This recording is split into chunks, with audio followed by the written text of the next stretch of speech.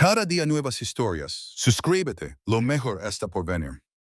Cuando Mateo abrió la caja del regalo de aniversario, no encontró un anillo. Encontró la factura del mismo hotel al que pensaba llevar a Valentina esa noche. Mismo cuarto, mismo día de la semana. Otra persona.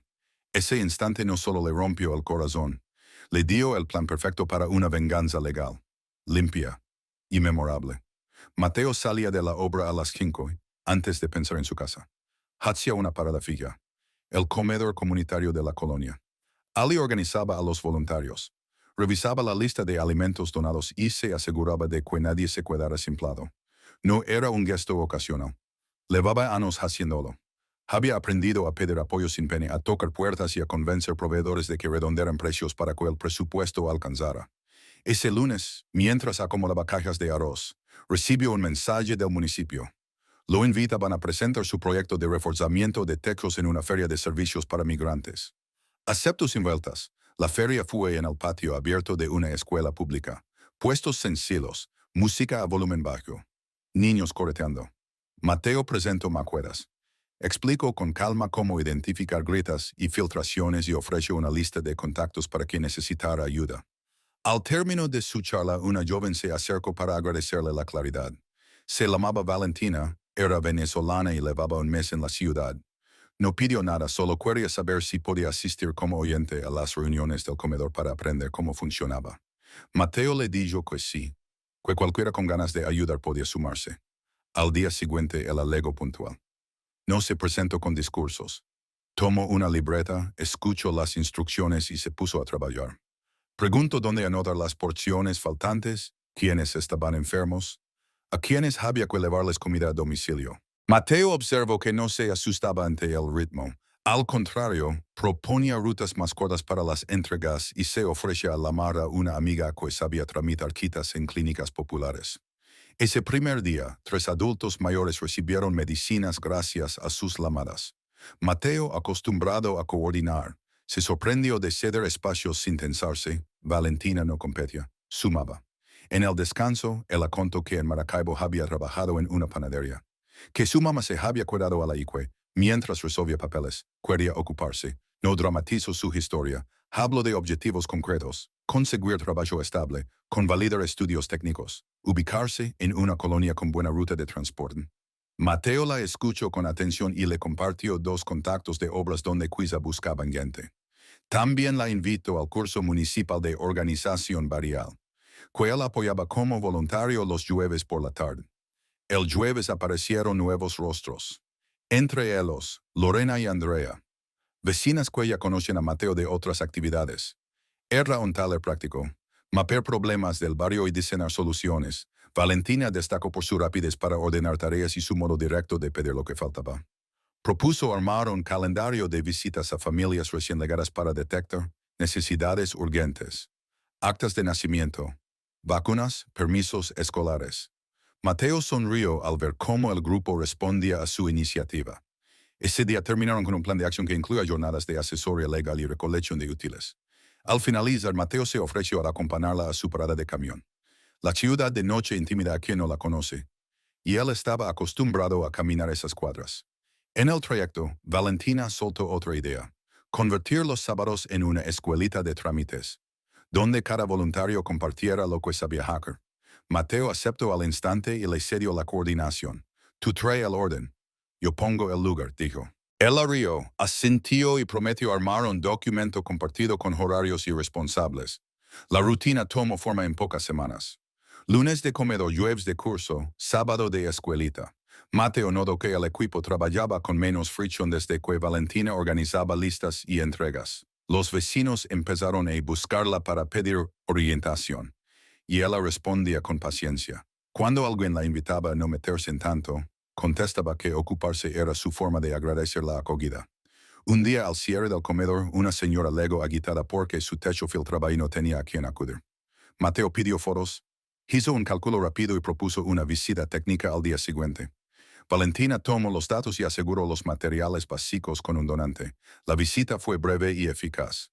Localizaron el foco de humedad, estimaron mano de obra y coordinaron una cuadrilla. En 2 días, el problema estaba resuelto. La señora emocionada ofreció preparar empanadas para los voluntarios. Valentina aceptó con la condición de que ella enseñara a dos adolescentes a preparar la receta. Si compartimos, el barrio crece, dijo. Mateo registró esa frase en su memoria. El vínculo entre ellos no nació de cenas ni de promesas, sino de tareas compartidas. Se acostumbraron a caminar juntos a la salida, a cruzar información sobre familias, a corregir listas. En alguna ocasión, Valentina aceptó acompañarlo a una reunión con constructores que podían donar material. Habló claro, pidió lo justo y no se dejó intimidar. Al salir, Mateo le dijo que admiraba su temple. Ella respondió que la necesidad te enseña a no marearte con excusas. Un viernes el municipio anunció un reconocimiento para proyectos ciudadanos. Postularon al comedor con un enfoque nuevo. Además de alimentar, fortalecer tecos y papeles, la presentación la hicieron juntos. Mateo explicó la parte técnica, Valentina la operativa. La exposición fue tan compacta que, al terminar, varios funcionarios solicitaron replicarla en otras colonias. No hubo aplausos largos, hubo compromisos concretos. Les aprobaron pequeñas partidas para herramientas y transporte. Esa noche, el equipo celebró con café y pan dulce donado por un vecino. Mientras tanto, Valentina se inscribió en un curso corto de administración. Mateo la animó a continuar y la ayudó a preparar su CV. Cuando consiguió entrevistas, él ajustó sus horarios para cubrirla en el comedor. No lo contaron como sacrificio, fue un pacto sencillo de colaboración. En esos días, ella también empezó a hackear amistades nuevas en el taller de los webs. Conversaba con todo el mundo, pero volvía siempre a la mesa donde se definían tareas. No le gustaban los discursos eternos ni los chismes. Prefería resolver. Una tarde lluviosa, Mateo tuvo un problema en la obra. Un proveedor falló y el cronograma se complicó. Llamó a Valentina para avisar que llegaría tarde al comedor. Él la reorganizó al equipo, reasignó rutas y dejó listo un reporte con incidencias y propuestas de mejora. Cuando Mateo llegó, ya todo estaba cerrado. Le entregó el reporte y, sin teatralidad, señaló los puntos críticos. Él se quedó mirándolo con una mezcla de orgullo y alivio. Entendió que el proyecto había ganado una líder capaz de sostener el ritmo a un final. El barrio comenzó a cambiar de forma visible. Menos filtraciones, más niños con tareas resueltas, más familias con documentos en regla. Valentina, con discreción, guardaba los agradecimientos en una carpeta digital. No para presumir, para mostrar resultados cuando hiciera falta justificar apoyos. Mateo aprendió de su orden y le cedió la coordinación de varias áreas. El equipo aceptó el cambio sin fricciones, porque todo fluía con mayor claridad. En ese clima crecieron la confianza y una cercanía que no necesitaba muchas palabras. Se invitaban a cafecito después de cada jornada. Compartían rutas y se avisaban si alguien del barrio requiere atención urgente. Habían construido algo que no dependía de adornos, sino de compromiso. Para ambos, la ciudad se volvió menos hostil. La sensación de comunidad se volvió una costumbre. Cuando el municipio anunció una nueva edición del curso de organización, Mateo propuso que Valentina diera una sesión sobre primeros pasos para migrantes. Él aceptó. Preparó un material directo, cómo registrarse, a qué oficinas acudir, qué documentos cuidar. La clase tuvo tanta asistencia que hubo que repetirla. Aplausos breves, muchas manos levantadas, preguntas al grano. Mateo, al fondo, tomó nota de todo. Pensó que con personas así, cualquier colonia podía mejorar. Así estaba el tablero antes de que aparecieran las tensiones que lo cambiarían todo. Pero por ahora la historia era esta. Dos personas construyendo, con disciplina, un espacio que sostenía a muchos. Y un barrio observando, aprendiendo a organizarse a partir de hechos, no de promesas. El nuevo ano trajo calma y rutina. El comedor funcionaba mejor que nunca. Y Valentina ya era una figura reconocida en la colonia. Su forma de resolver los problemas sin dramatismo le había ganado respeto. Muchos vecinos la saludaban con un gracias. Vecina sincero, y Mateo se sentía orgulloso de haberla invitado aquel primer día. Con el tiempo, comenzaron a salir juntos fuera del trabajo comunitario. No eran citas formales, pero la complicidad era evidente. Paseaban por el parque, tomaban café en un puesto del mercado, hablaban de planes y de proyectos. Mateo la presentó a su familia, todos la recibieron con afecto. Cuando decidieron vivir juntos, nadie lo vio con sorpresa. La gente del barrio decía que hacían buen equipo. Al principio todo marchó con equilibrio. Mateo seguía en su obra y Valentina, que había conseguido empleo en una oficina pequeña, organizaba sus horas para seguir colaborando los fines de semana. Las conversaciones fluían. Las decisiones se tomaban en conjunto. Pero con el tiempo, el entusiasmo se mezcló con cansancio y pequeñas inconformidades. Valentina empezó a frecuentar a sus compañeras del curso de administración. Lorena y Andrea, dos vecinas con cierta facilidad para presumir, siempre hablaban de cómo hacker que de valoren, de poner límites y no regalar esfuerzo. Al principio los comentarios eran inofensivos, pero poco a poco empezaron a influir en su manera de pensar. En una reunión casual, Lorena contó que había logrado que su esposo le comprara un celular nuevo después de hacerlo sufrir un poquito. Andrea se rió y agregó que así se mantiene viva la relación. Valentina escuchó sin decir nada, pero guardó la idea. Esa misma semana, cuando Mateo olvidó traerle un encargo, le reclamó con una frialdad nueva. Él no entendió el cambio, pero lo dejó pasar. Pasaron los días y las frases del grupo comenzaron a colarse en su relación. Si no te da, no te valora. Hazlo rogarse tantito.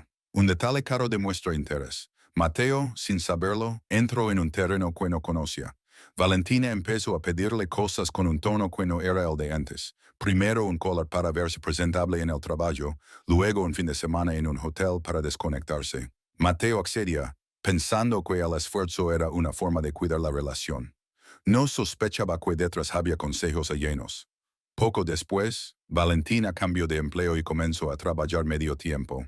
Dijo que así podría dedicarse más al comedor y estudiar algo nuevo. Pero los gastos subieron y Mateo sintió el peso. Un día le propuso ajustar el presupuesto. Ella respondió con una frase que lo descolocó. Tú tienes más, Mateo. Si yo me sacrifico, también merezco algo. A partir de entonces, las discusiones se volvieron más frecuentes. No eran gritos, sino silencios largos. Ella insistía en que él ya no la veía igual, y él confundido buscaba diálogo. Le propuso era terapia de pareja. Ella lo tomó como una ofensa. Lorena y Andrea le decían que eso era culpa de él que no sabía valorar. Una noche, después de una de esas conversaciones tensas, Valentina recibió un mensaje. Sonrió de una manera distinta. Es Diego, explicó, el primo de Andrea. Me va a ayudar con un proyecto. Mateo no sospechó nada. Siempre había confiado en él y en sus círculos. Lo que no sabía era que Diego no era un primo, sino un conocido que las acompañaba a las reuniones del grupo. Simpático, atento, con palabras rápidas y un discurso de vivir sin miedo. Las charlas con Diego se volvieron frecuentes. Primero eran por temas del taller, luego por trabajo. Y después solo por pasar el rato. Valentina empezó a compararlo en su mente con Mateo. Uno hablaba de cosas nuevas, el otro de responsabilidades. Diego le decía que no dejara que nadie la controlara con favores. Ella, entre curiosidad y vanidad, siguió escuchándolo. Las amigas alentaban esa cercanía. Decían que Mateo era demasiado correcto, que necesitaba una lección. Valentina, sin mala intención al principio, aceptó tomar un café con Diego. Lo hizo creyendo que podía manejar la situación. El café se repitió la semana siguiente, en otro sitio. Diego insistió en que merecía algo diferente, y era verla confundida. Cedió a la tentación de sentirse admirada. Esa sensación, breve pero intensa, la empujó a un error que marcaría el principio del fin. Una tarde fingió tener una reunión del taller y se encontró con Diego en un hotel discreto del centro. No pensó demasiado. Le pareció una pausa. Una manera de escapar de los reproches. Pero cuando todo terminó, él desapareció sin más. No volvió a escribirle, y las amigas que la habían animado apenas le contestaban mensajes. Durante días, Valentina vivió entre la culpa y el miedo. Intentó retomar su rutina con Mateo como si nada. Él la notó distraída, más distante, pero no insistió. Pensó que el trabajo la tenía agotada. Lo que ninguno sabía era que la casualidad más cruel estaba a punto de ocurrir. Mateo, que planeaba celebrar su aniversario, había reservado con anticipación una noche en un hotel para sorprenderla. Cuando fue a confirmar la fecha, el encargado le mostró la lista de facturas para asegurarse del número de habitación. Ali, entre los registros recientes, estaba el nombre de Valentina, con fecha del jueves anterior y la misma habitación que él había reservado. Mateo sintió como todo se desmoronaba, pero no dijo nada. Pagó la reserva, agradeció al empleado y salió con el comprobante en la mano. No hubo rabia inmediata, solo una calma seca que escondía el golpe. Comprendió que algo más grande que la traición estaba frente a él. La pérdida de confianza, de propósito compartido. Y en ese instante comenzó, en silencio, a planear qué haría con la verdad que acababa de descubrir. Mateo condujo hasta su casa sin saber cómo lo había hecho. La ciudad seguía sonando igual, los semáforos cambiaban, la gente cruzaba las calles pero él estaba en otro plano. Luego se duchó y preparó la cena como cualquier día. Cuando Valentina entró, lo saludó con la misma naturalidad de siempre. Él la observó con una serenidad que le dolía más que la rabia. No preguntó nada, no mencionó el hotel. Solo cenaron en silencio. Esa noche, mientras ella dormía, Mateo encendió el computador. Revisó los estados de cuenta, los comprobantes de las compras recientes y los mensajes guardados. Vio un patrón. Los gastos coincidían con las fechas en que Valentina decía estar ocupada con el taller. Guardó todo en una carpeta y sin borrar nada imprimió los documentos. No buscaba escándalo. Necesitaba claridad. Al día siguiente, visitó a un abogado que conocía del comedor comunitario. Le explicó la situación con calma. El hombre lo escuchó sin interrupciones, revisó las pruebas y le sugirió actuar con inteligencia. Si te dejas llevar por el enojo, pierdes todo. Lo mejor es usar lo que tienes dentro de la ley. Mateo asintió. No quería venganza, pero sí justicia. El abogado le habló del dolo en los contratos, una figura que permite anular acuerdos o compras cuando se demuestra manipulación emocional o engaño. Las joyas, el viaje, el auto que Valentina estaba gestionando a crédito con su firma. Todo podía revertirse. También podía iniciar un divorcio por infidelidad sin escándalo público. Mateo pidió tiempo para pensar y antes de irse, preguntó si era posible incluir alguna acción social con lo recuperado. El abogado lo miró con curiosidad, pero aceptó. Y esa tarde, Mateo volvió al comedor, saludó a los voluntarios, revisó los inventarios, habló con los niños y atendió a los adultos mayores. Nadie notó su tristeza. Solo Andrea, que había estado distante en los últimos días, lo observó con incomodidad. Al final de la jornada se le acercó. Mateo, necesito decirte algo. Dudó unos segundos antes de continuar. No sé si debería, pero Diego no era quien dijo ser. No era primo de nadie. Era pareja de la instructora del curso. Usaba a las chicas para grabar conversaciones y venderlas como casos en sus talleres. Valentina no lo sabía. Mateo escuchó sin interrumpirla. Andrea agregó que tenía audios y mensajes que probaban todo. Él le pidió que los guardara y que, si estaba dispuesta, los entregara al municipio. Él la aceptó, avergonzada. Con esa nueva información, Mateo armó su plan. Al día siguiente pidió cita en el juzgado y presentó la demanda. Incluyó las facturas, los mensajes, los audios y la prueba del hotel. Su abogado se encargó de gestionar la reversión de compras y de detener la solicitud del auto. Todo sin hacer ruido. Luego redactó una propuesta para el municipio. Convertir su caso en una campaña educativa sobre manipulación emocional y relaciones sin chantaje. No mencionaría nombres. Solo contaría cómo las presiones sociales pueden destruir proyectos comunitarios. El municipio, sorprendido, aprobó la idea. Valentina no se enteró de inmediato. Seguía actuando como si nada, pero notaba la distancia. Una tarde, cuando llegó a casa, encontró a Mateo sentado frente a la mesa con un sobre cerrado. Necesito que leas esto, dijo él con voz firme. Dentro estaban las copias de las facturas, los mensajes y la solicitud de divorcio. El acuerdo paralizada. No te voy a gritar, continuó. No voy a humillarte, pero esto se termina hoy. Valentina intentó hablar, justificarlo. Mateo no respondió. Solo le explicó que las compras hechas bajo presión serían devueltas, que el convenio incluía una disculpa escrita y una aportación simbólica al comedor. No es por dinero. Aclaro, es para que algo bueno salga de todo esto. Los días siguientes fueron un torbellino. El abogado gestionó las devoluciones y las tiendas aceptaron los acuerdos. La noticia del taller fraudulento se difundió en el municipio, la instructora fue retirada de su cargo y Diego desapareció sin dejar rastro.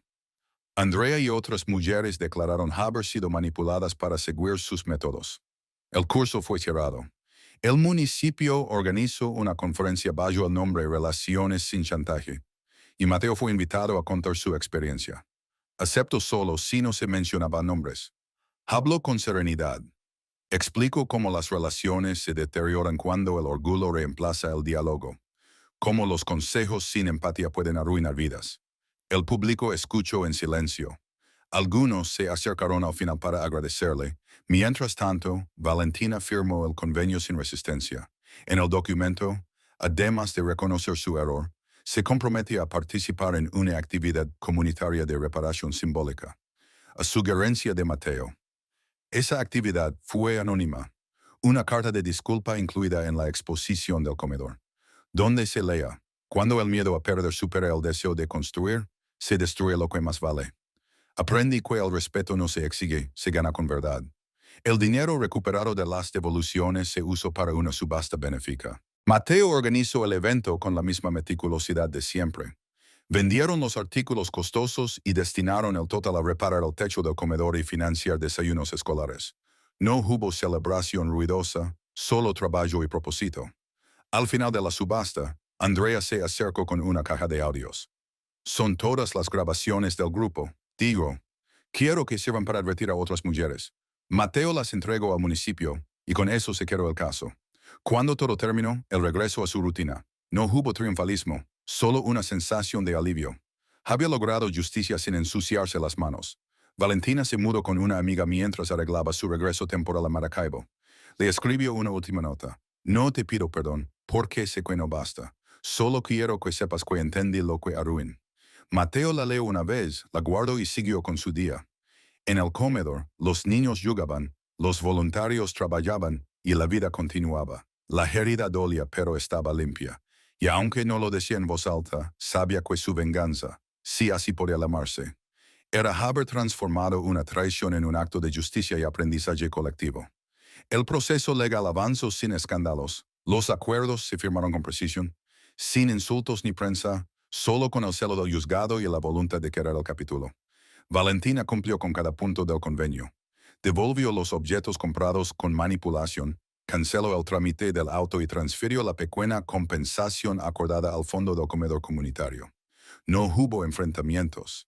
Cada encuentro fue formal y breve. Mateo evitó cualquier conversación fuera del tema jurídico. Una vez cerrado el expediente, Mateo pidió al municipio que los recursos se usaran con toda transparencia. Dividieron el dinero en 3 partes: reparación del techo del comedor, compra de nuevos utensilios y un fondo para cubrir desayunos escolares. Esa decisión fue aplaudida por los voluntarios. Nadie supo el origen exacto del dinero, solo que provenía de un donante anónimo. Mateo no buscaba reconocimiento, solo equilibrio. Mientras tanto, el caso del taller fraudulento seguía generando repercusiones. La instructora fue destituida y citada por las autoridades locales por mal uso de fondos públicos. Varios testimonios coincidieron en que ella y Diego manipulaban a las participantes para luego ofrecer asesorías privadas pagadas. El municipio, avergonzado, canceló todos los contratos relacionados y lanzó una auditoría interna. Lorena y Andrea fueron llamadas a declarar. Andrea colaboró desde el inicio. Lorena, temiendo represalias, trató de distanciarse. En la colonia la noticia circuló con discreción. Nadie mencionaba nombres, pero todos sabían que algo grave había ocurrido. Algunos vecinos preguntaban a Mateo si el comedor cerraría. Él respondía que no, que seguiría funcionando como siempre.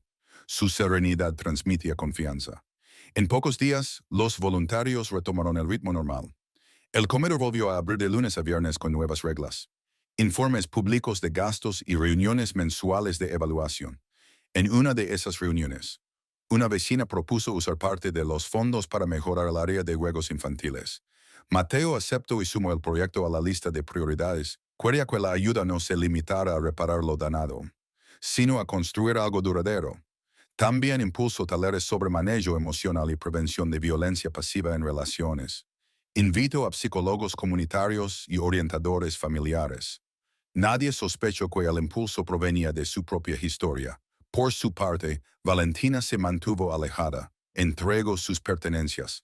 Hay una amiga y se mudó temporalmente a un cuarto alquilado. No buscó a Mateo ni a sus conocidos. Las pocas veces que coincidieron en trámites, los saludó con respeto. Evitaba el contacto visual pero cumplía lo acordado sin cuellarse. ¿Cuándo le informaron que su disculpa anónima formaría parte de una campaña educativa? No protestó. Dijo que, si podía servir a otros, aceptaba la exposición. A las pocas semanas partió hacia Maracaibo. Se despidió de Andrea, la única del grupo con quien conservaba comunicación.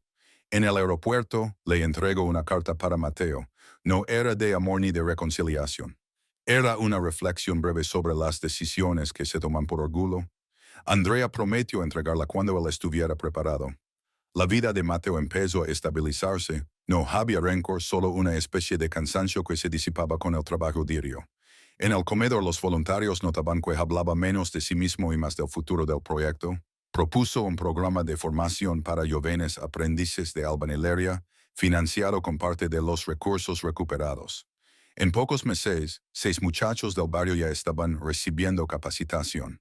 Un sábado, durante la jornada de reparación de tecos, un niño encontró a un perro abandonado cerca del comedor, flaco con una pata lastimada.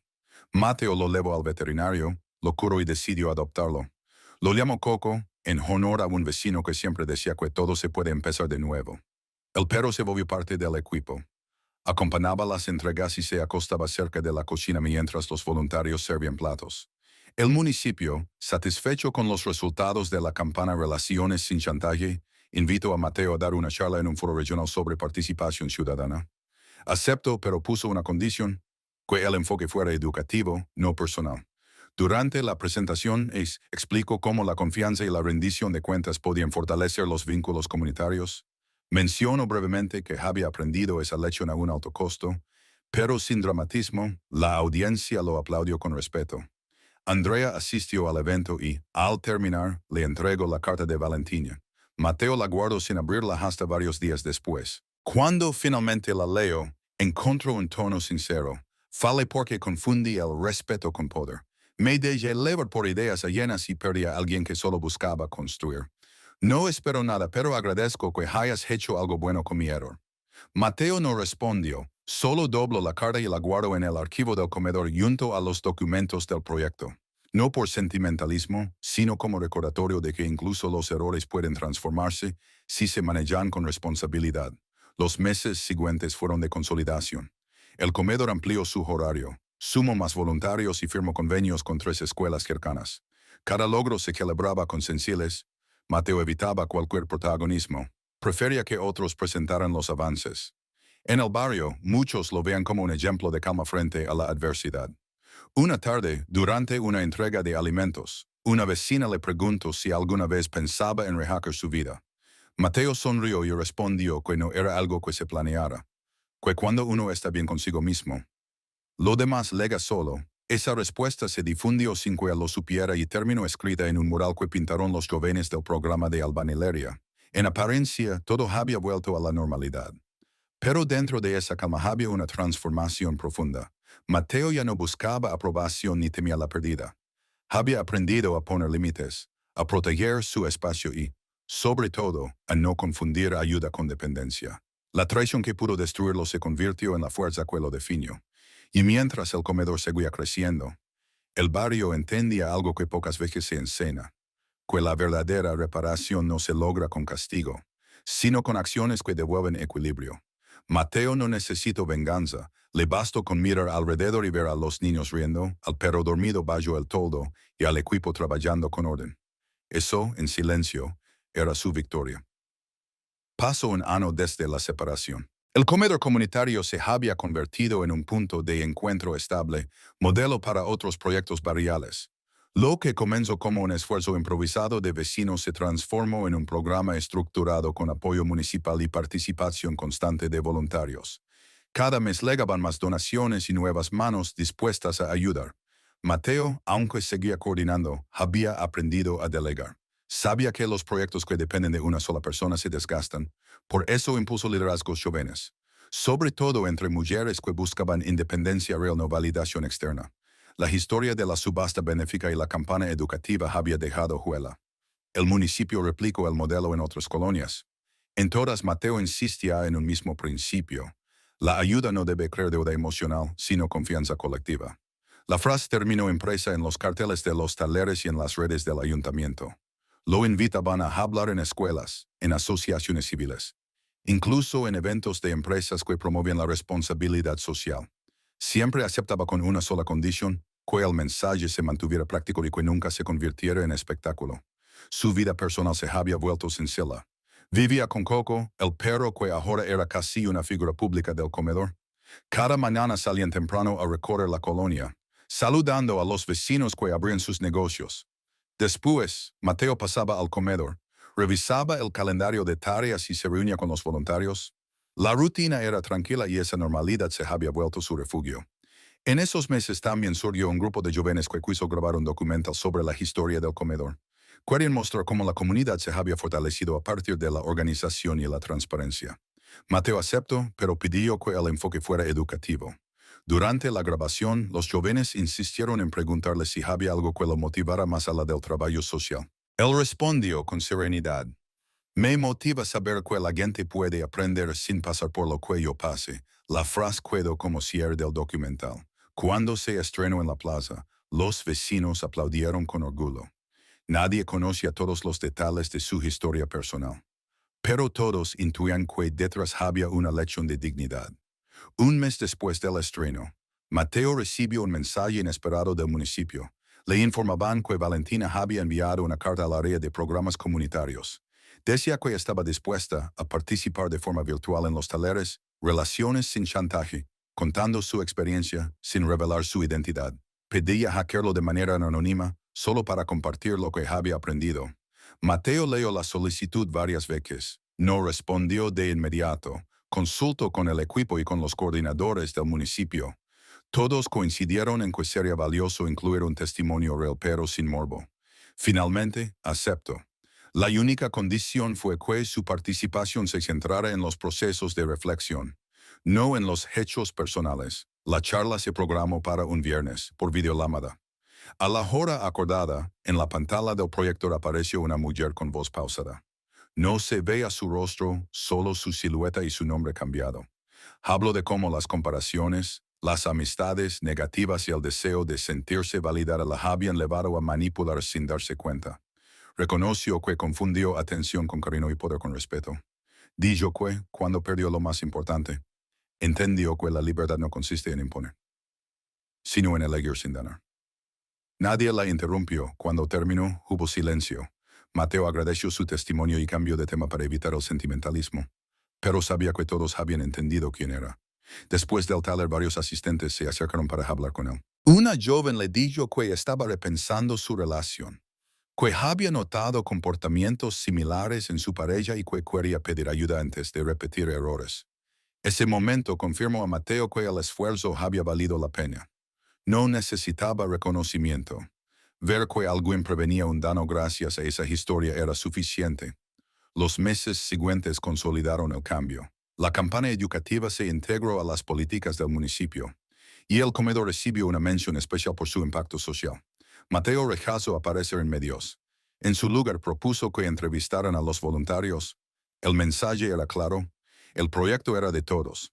Valentina continuó participando de manera remota, compartiendo materiales de reflexión. Nunca volvió a México. Desde Maracaibo enviaba mensajes breves sobre las actividades que hacía con grupos locales. En una ocasión, le escribió directamente a Mateo por correo. El mensaje decía: ahora entiendo que el perdón no se pide, se demuestra. Gracias por no usar mi caída para humillarme. Aprendí que la consecuencia más dura no es perder a alguien, sino mirarse al espejo y no reconocerse. Hoy trabajo para no repetirlo. Mateo respondió con una línea simple: que sirva para bien, eso basta. Después de eso, no hubo más contacto, pero el intercambio marcó el cierre definitivo del ciclo.